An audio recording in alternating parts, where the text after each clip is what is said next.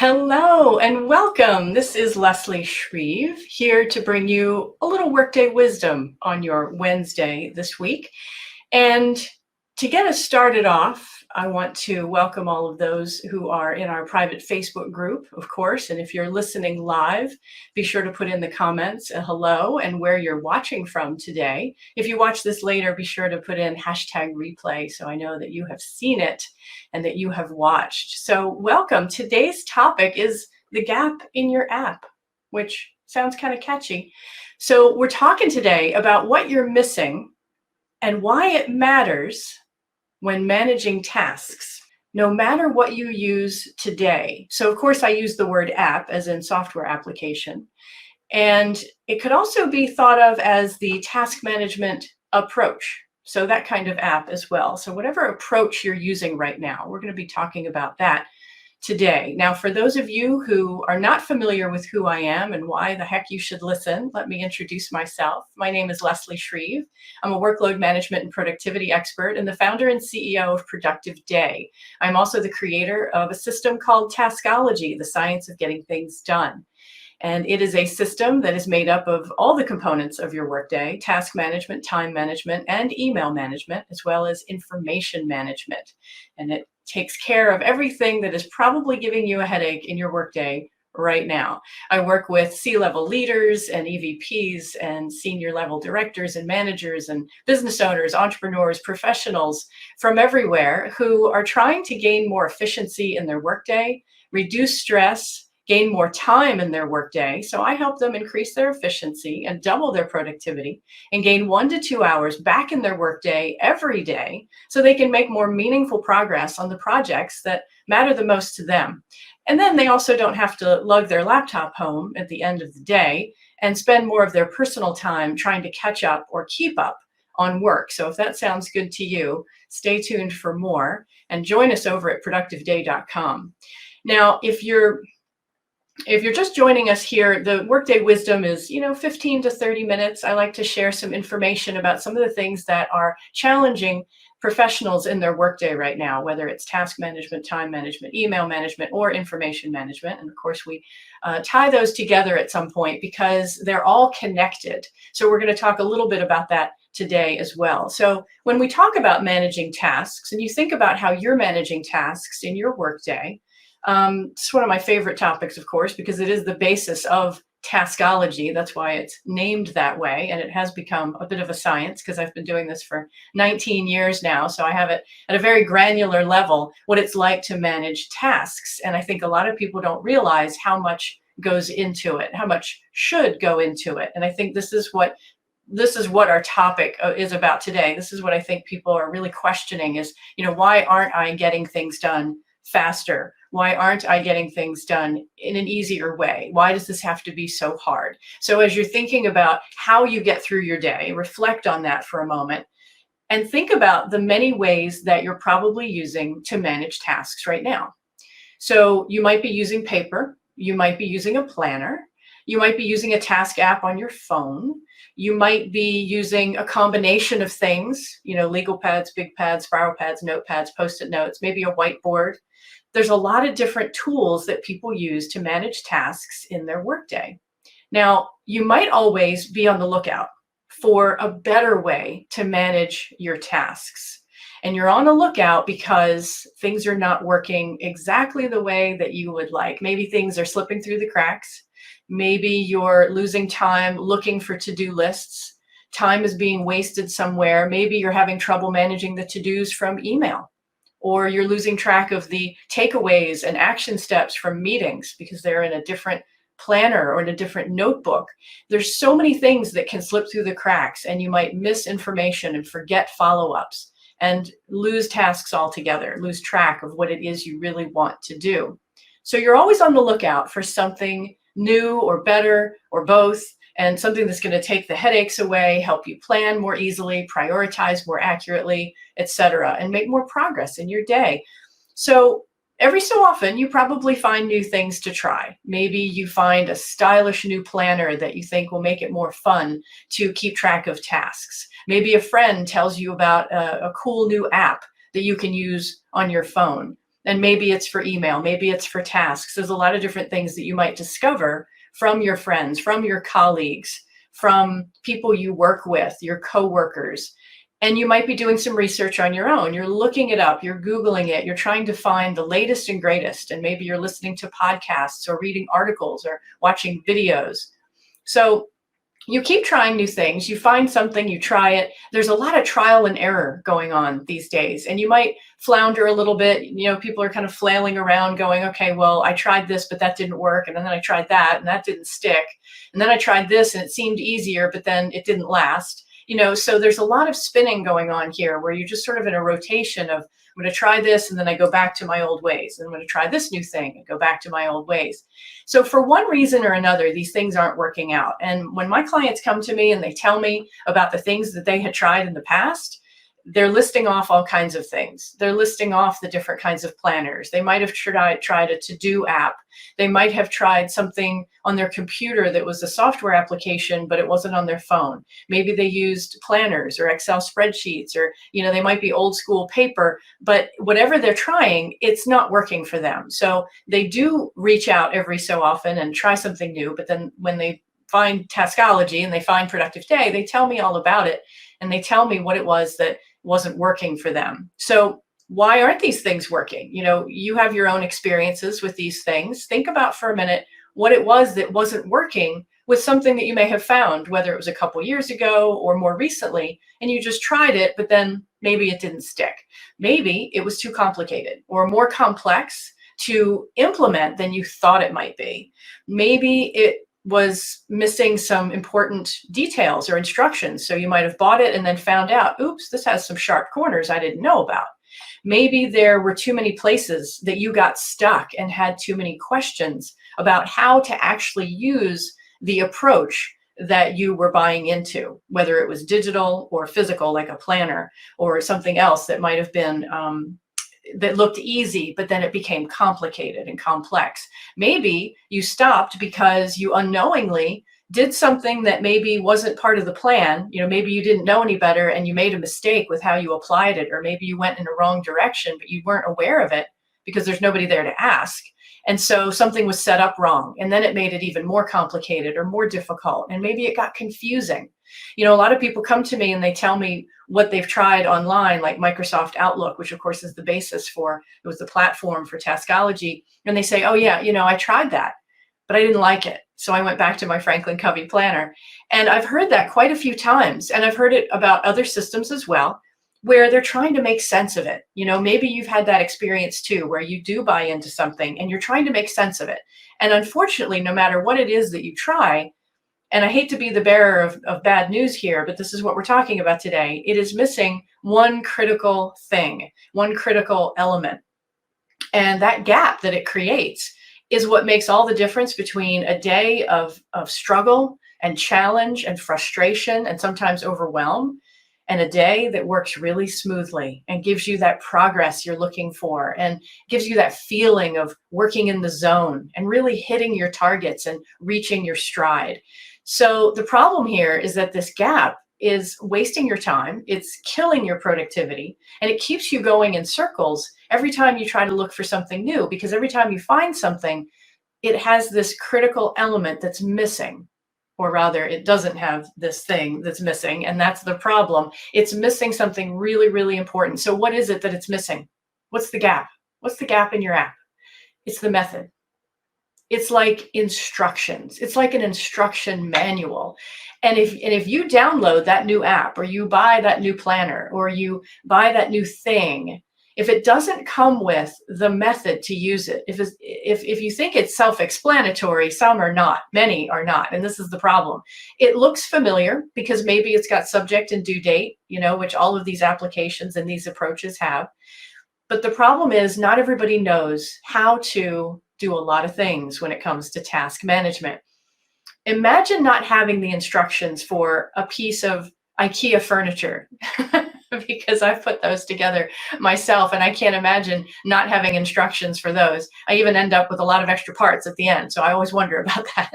Imagine, though, not having an instruction manual for maybe changing a light switch in your house, or the step-by-step instructions for changing out some plumbing or the disposal under your kitchen sink. Imagine not having instructions or step-by-step methods for fixing something in your car. Well, at least the old days when you could actually fix things in your car and it wasn't a computer. But imagine those situations without instructions. And in those cases, which are real life examples, you could get very hurt if you don't know what you're doing. Now, in a workday, it's not going to be that critical or serious, but we could think about that in another way. I'll come back to that in a minute. So everything that you use and everything that you might buy or try, it should come with instructions. It should come with a method or a way to use it. And if you're not finding that, this is what's creating the gap. So for some reason, people don't believe that this is what they need in your most productive workday, that they don't need any kind of instructions. They probably believe, yep, I've got this, it's okay. I know how to use this. And you might be thinking the same thing too. But there are actually ideal methods, more productive methods for managing the tasks in your workday. And if we expand this to your whole workday, there's absolutely step-by-step instructions or step-by-step methods for managing your time or gaining more time, for managing your email, for managing information, and for managing interruptions and distractions and multitasking and all those other things. There are step-by-step processes that will support you better than other things out there that will really help you understand not only what you're doing, but why, and why you're managing things in certain ways. So there are a lot of examples I could give you, but when you're left to figure out things on your own after you get that new approach or that new method or that new app, you can get hurt in the process. So like I said, with the real life examples, something bad can happen if you go very wrong on something electrical or related to plumbing or your car or something like that. In your workday, are you going to get hurt like that? No, but think about this. Think about the stress in your workday. Think about stress. That can be a killer.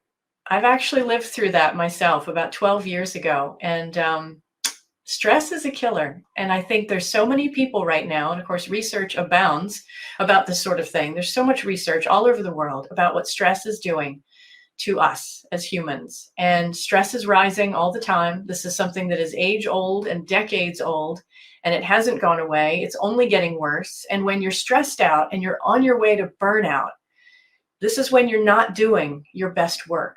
Not only that, but think about your own level of stress right now. How are you feeling? How are you sleeping? How's your health? Is your workday taking its toll on you? Now, I've seen some recent surveys and studies, and one of them I think was a Gallup survey that said that 79% of professionals feel burned out right now. And in a Gartner report about salespeople, it said 89% consider themselves burned out. Would you put yourself in that category? Are you that stressed out? Because this is where the damage is caused. This is where the frustration and the overwhelm get too high. And that's when not only is the workday not fun anymore, but it's not productive. You're not making the progress you want to make. You're not feeling as efficient as you'd like to be. And you're not going home satisfied each day. You don't feel accomplished at the end of the day. So think about where you are in your level of stress and satisfaction these days. Are you feeling like you go home with peace of mind?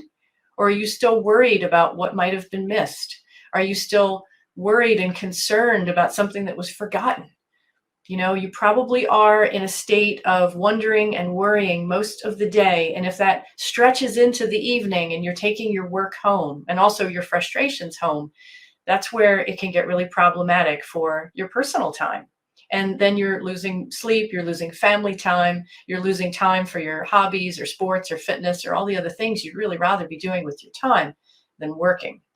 So there is an ideal method for managing tasks, for thinking about getting things done and how to think through what it is you're really trying to accomplish, how to execute what you really want to accomplish.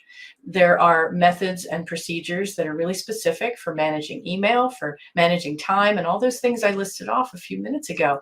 There are reliable and systematic ways to handle all of these things in your workday. But if you don't know about them, and you don't know how to do that, and you think that just by listing a bunch of to-dos on your to-do list is going to is going to solve everything. It isn't. And I think a lot of you are probably aware of that because you're having trouble planning, you're having trouble prioritizing, you're having trouble making progress, and you might be working very reactively in your workday because of it. So let's say you do download a new app, or you do find something that a coworker tells you about and you buy into that. So are you going to use it any differently than you used something else in the past? Think about that for a minute. You download something new, but is your thinking going to change? Is your approach going to change because of that particular app? Are you going to think any differently than you've been thinking in the past? And probably not. And therein lies the problem. You have a cool new thing, but no method to go along with it. And that is the gap. So I want to give you 3 examples today of the gaps that can be created specifically when managing to-dos, because that's our topic today. I won't get into email or time or information or anything else that's all part of your workday. But specifically for tasks, the very first gap that creates is how you design a task. Now, some of you might be thinking, oh my God, we're getting a little too granular here. But guess what? After doing this for 19 years, I can tell you and guarantee that my clients right now still struggle. I mean, not now because they have Taskology, but when we first started, they were very much struggling with how to phrase a task. Now, think about your day when you're scribbling something on your legal pad. You might be abbreviating. You might be too short with your description. It might be missing all kinds of elements. And there's actually 6 essential elements that make a task a task. You know, are you listing a project? Is it too big? Does it stop you from taking action and make you procrastinate because you're not quite sure where to start? That's a big one. My clients right now, as they work through and learn Taskology, they're always questioning how they are phrasing their tasks. And of course, we use a digital central task list that they learn how to build in Taskology. So this is in the computer. And like I said, Microsoft Outlook is the platform. So they're typing them up in there. But we don't use the default screens. And of course, I change everything around to simplify it. So what you see in Outlook is not what we use. But it is the best place to start building your task list. Now, when you phrase your tasks, you got to make sure that you're not starting with something that is really too big for what your real action step is. And we call that a dependent task. So let's say you think that you want to send a report to Bob Smith, who's a coworker, but the problem is you haven't created the report yet. Well, sending it to Bob is a dependent task. It's dependent upon creating it first. If you dial that back and you think, okay, well, I still have to, creating the report is the very first thing. Well, is that really what you're going to dive in to do? You've got to question that. And is it that you're going to go look for some information first? Are you going to call somebody because you need last year's report first before starting with this year's report? Are you taking it over this year because somebody else did it last year?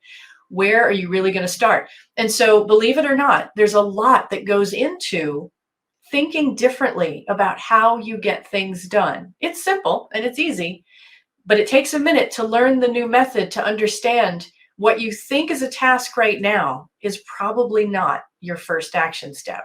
So designing a task is critical because that's what, if it's done right, it's going to incite action. It's going to be easy to dive into. It's going to be so descriptive, you know exactly what you're going to do first and what you might do next, because you do not have to think of all 20 steps that follow the first one. You only have to know the very first one. But when it's designed properly, it makes it so easy for you to take action. Not only that, but it makes it easier to plan for the day because you know exactly what you're trying to do and about how long that's going to take. And that's one of those 6 essential elements, is how long that task is going to take.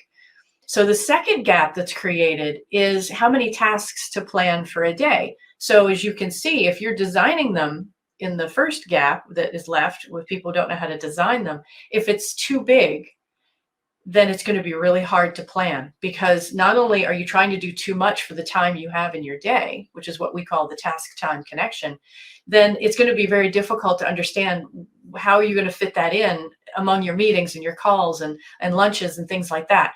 So when you're having trouble planning, that's when you're going to try to do too much. And then that's going to create the third gap, which is you're not going to be prioritizing accurately. So if we have to talk about planning for a second, which is gap number 2, A lot of my clients come to me and they, as I said before, use a lot of different things to manage things to do. And one of those things is a legal pad, usually. That somebody's always got a notebook, a legal pad, or a steno pad. And on that legal pad, they've listed a gazillion things. And I've had clients tell me, back in the day when I was using that legal pad, I used to think I needed to get all that done for the day. That was my list. I needed to get it all done. And they could have been like 15 or 20 things on that list. And that is not realistic. And it's not something they needed to do. They just didn't know it. But that's what they tried to do. And that is not accurate. It is not realistic. That is fantasy land. And then on top of that, looking at how those 15 or 20 tasks were phrased, some weren't tasks at all. They were much, much bigger, multi-step tasks that they hadn't even broken down yet. Some were projects. And other things were just reminders. So there's all different kinds of tasks that you deal with in your day, and how you describe them matters. Now, when the description is off and it makes planning hard, like I said, it also makes prioritizing hard. And that is the third gap, where if there's no way to prioritize accurately because you're using a whiteboard or paper or even a task app on your phone, the problem is we've got subject and due date. And if you've got a real deadline date, you don't want the task sitting on the day that it's due. That's kind of problematic. On paper, usually what we see is just people are listing just the what of their task, but not the when. So there's no concept of when action will be taken at all. It's only what they're going to do. And that's not something you can prioritize. You could try when you first start a fresh list. Yes, of course, you're losing a lot of time writing and rewriting to-do lists all the time. But when you start a fresh list and you start at the top, most people do try to start with the most important thing at the top of the list, but that's not going to stay that way. Oh, no. Probably for about 20 minutes, it'll stay that way. And then you're going to think of something else that was really important that maybe you forgot from yesterday. And then somebody's going to make a phone call and you're going to pick it up and they're going to tell you something really hot that's going on, something urgent, an issue, an emergency, what have you, and that's going to trump everything else. So as you know, when you use that legal pad, there's no easy way to plan or prioritize. And I think what professionals don't realize these days is that it's actually impossible to efficiently and effectively plan, prioritize, and accomplish tasks, trying to manage them from their sources or from a to-do list like this, which ends up being a source of tasks because it really is a tool. But once it's filled up, it becomes a source of tasks that you are comparing to the things on your desk, and you're comparing it to what's in your inbox. You're comparing it to what's on your voicemail. You're comparing it to the meeting notes that you took this morning. You're comparing it to a lot of different things. So it's actually impossible to do that well and do that accurately and efficiently when it's just all these different places you're trying to compare and then do it in your head. So this is where these gaps are going to hold you back, because task management is not easy at that point. Making progress is not easy at that point.